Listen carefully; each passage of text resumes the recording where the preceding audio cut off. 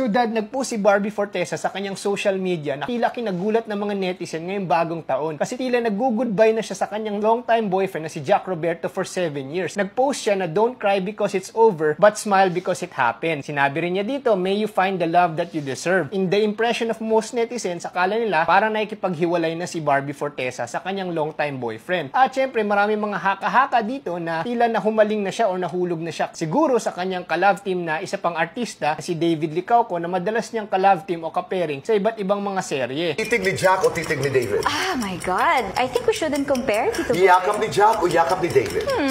Ang ganda ko naman.